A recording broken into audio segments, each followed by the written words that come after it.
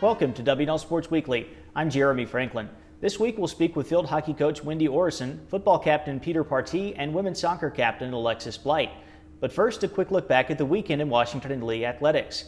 The volleyball team scored 3 victories at the Warner Center, notching ODAC wins over Randolph-Macon and Virginia Wesleyan and a non-conference defeat of Averett.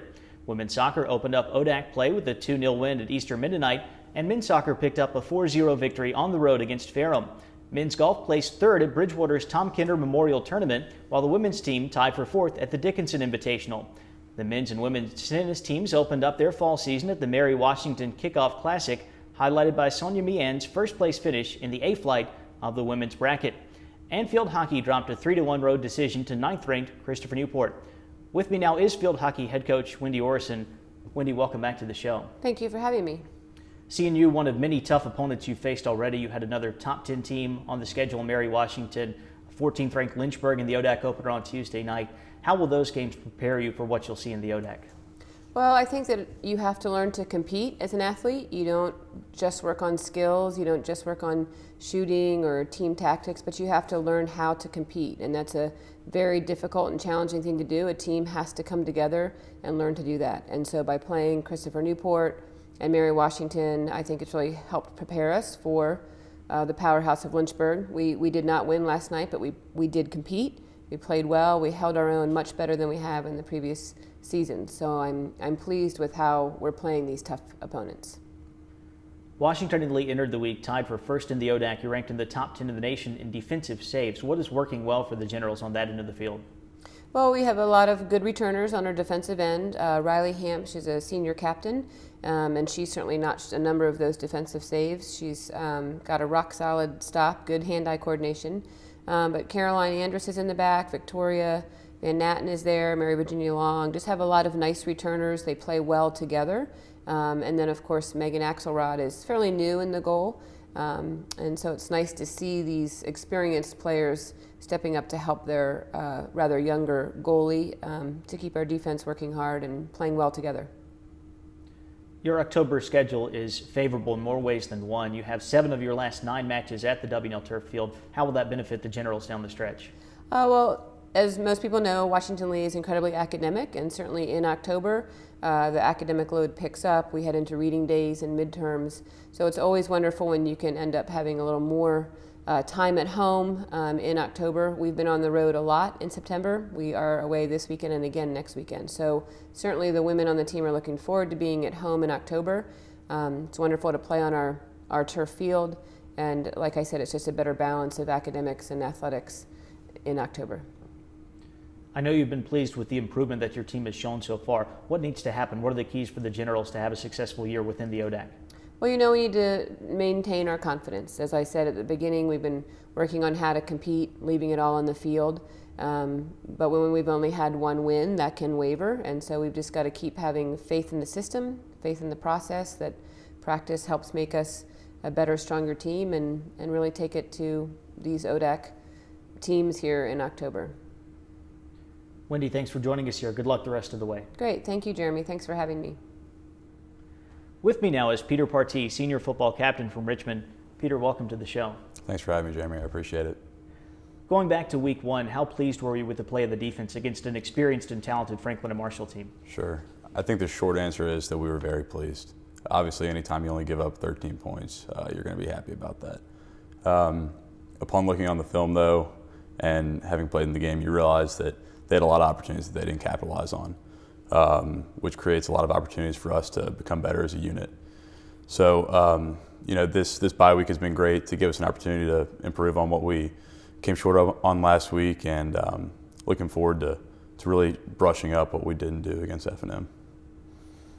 Most of the talk about W&L football over the last few seasons has been about the record-setting offense. Do you feel like the defense has something to prove this year? Sure. That's probably one of the more asked questions to our defensive leaders. And I think the short answer is yes, we absolutely do have something to prove, and we've gotten better every year since I've been here. You know, the offense has obviously been the focus of the team, and rightfully so. Coach Abel's unit has done a great job over the course of the time that I've been here. But, you know, we're more athletic up front than we've ever been before, and, you know, we're really looking forward to maybe showing some people what we're all about.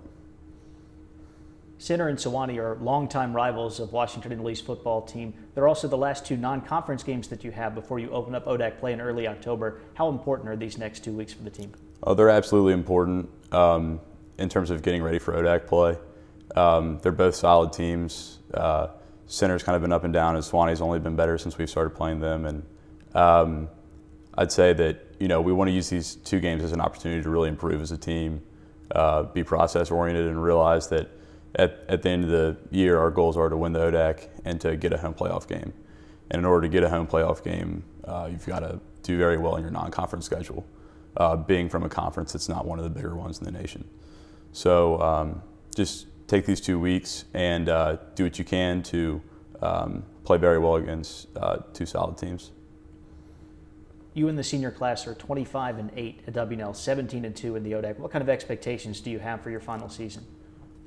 Well, like I just said, we're going to want to win the ODAC and try to get a home playoff game, and those are our goals for the season. That being said, those numbers are pretty awesome to hear, and I'd say that the senior class has worked very hard and tried to earn its keep, and putting W&L football in a place that it maybe hasn't been before.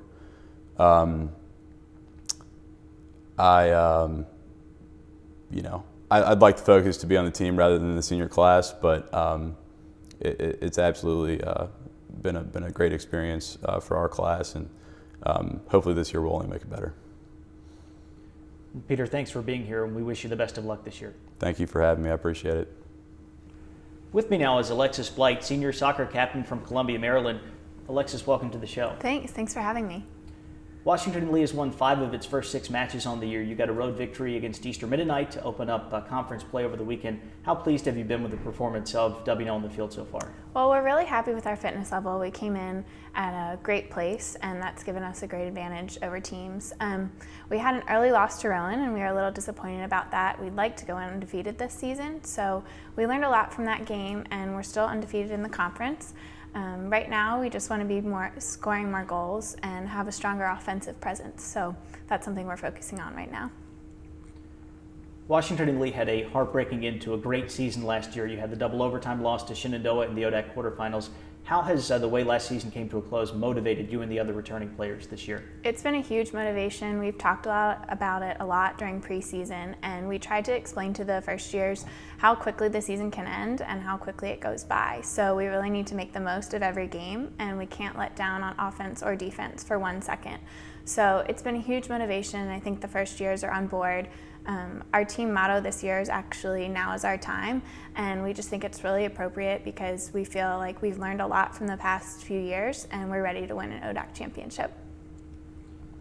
There's been a lot of turnover on the defensive end over the last couple of years, and now you're one of the only upperclassmen playing in the back third. How important is your experience with such young defense around you?